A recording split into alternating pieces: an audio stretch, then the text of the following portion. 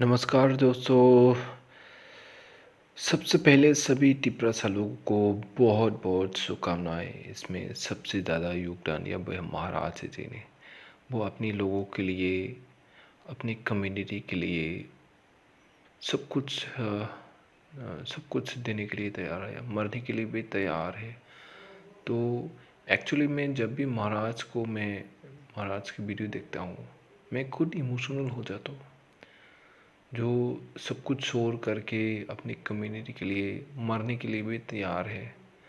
तो आप लोग बहुत ग्रेटफुल हो। और एंड फिर से कहना चाहूँगा, कंग्रेचुलेशंस टू ऑल द टिप्रेसर्स। बहुत ही अच्छी बात है। और आप लोग उतना एंजॉय मत करिए, ठीक है, कंट्रोल में रहिए।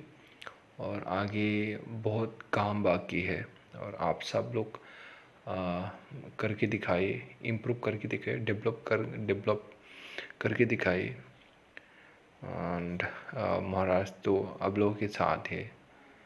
वो हमेशा अपने कम्युनिटी के बारे में कैसे और अच्छा कर सके और कैसे डेवलप करना है, इनको अच्छी तरह से पता है।